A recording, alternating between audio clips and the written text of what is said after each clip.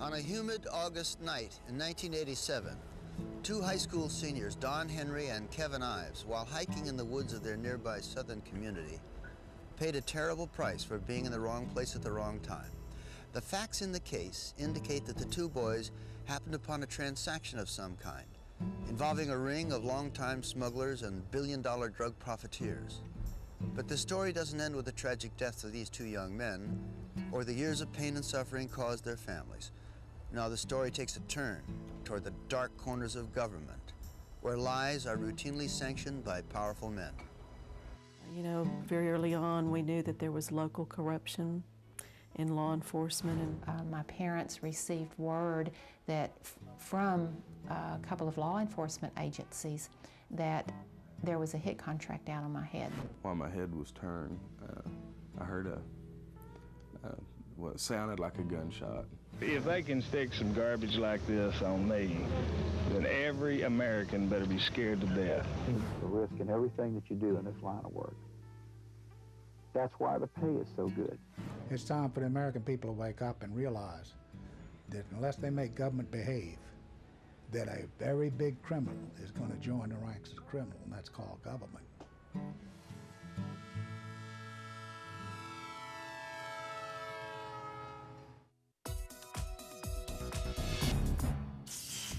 If you think that the largest, most profitable business in the United States is the automobile industry or any other American mega corporation, you're wrong.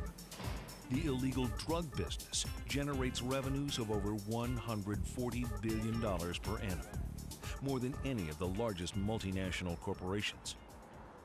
In the mid-1980s, cocaine and her evil sister crack flood the United States, the vicious tentacles of the drug trade penetrating deep into the heart of the country's inner cities. Though government lip service is given and appointments made, the drug czars and border patrols thrown at the problem cannot curtail the efforts of the country's largest and most enterprising of smugglers, the government itself. Why would members of the highest levels of government stoop to such base pursuits?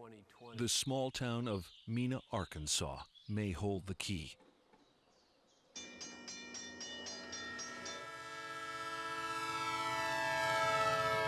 In August 1987, my son Kevin had spent the night with his friend Don Henry. And Don's dad had allowed them to go out hunting. The next thing we knew, we'd been told that they'd been run over by a train.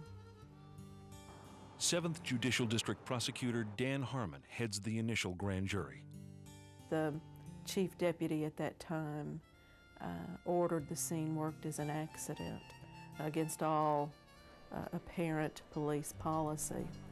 They used the rear end of the train as a reference point in locating different evidence and things along the tracks. And of course, when the train left the scene, they had absolutely nothing. We were told to work as an accident, or the investigators were told to work as an accident, and it was not enough time and emphasis put into it right there at the scene. They literally fanned out about 4 deputies across and walked the point of impact to where the bodies were. And whatever they found, they simply dumped in black garbage bags. Their investigation was so thorough that they left my son's foot out there for 2 days in plain sight. Arkansas's controversial chief medical examiner, Fahmy Malak, takes over the case. His friend, Jocelyn Elders, heads up the Arkansas Health Department. Both Malak and Elders are close friends and supporters of then-Governor of Arkansas, Bill Clinton.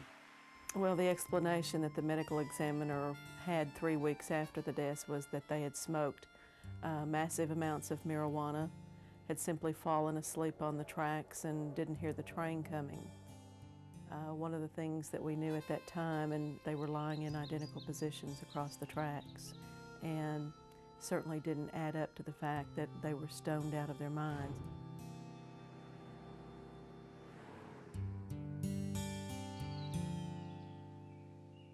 Everybody knew Kevin. He had a very good reputation as a good kid, was not known as some dope head, and certainly I think the fact that his father was a locomotive engineer was very troubling to many as to why he would lay down and rest on the railroad tracks if he'd ever been cautioned about anything. It's the danger of trains. As the investigation progresses, the Ives family receives more disturbing news. We also had begun hearing rumors of a tarp covering the boys. We questioned the authorities about it and were told that it was simply an optical illusion. Later on, we learned that not only did the train crew see the tarp, they even took one deputy back to the point of impact, located the tarp, shined his light on it, and said, "There's the tarp that was covering the boys before impact of the train." Attention, I knew it was some kind of a tarp. You know, it wasn't a bad body bag, because they had it, you know, more or less folded. And close as I can remember, they laid it down right there. That tarp disappeared and has not been seen since.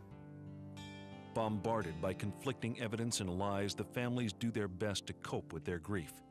Meanwhile, Dan Harmon slows and blocks the investigation in whatever manner possible. It's been decided that there will be a gag order imposed on all 16 members of the grand jury, although one should not be necessary.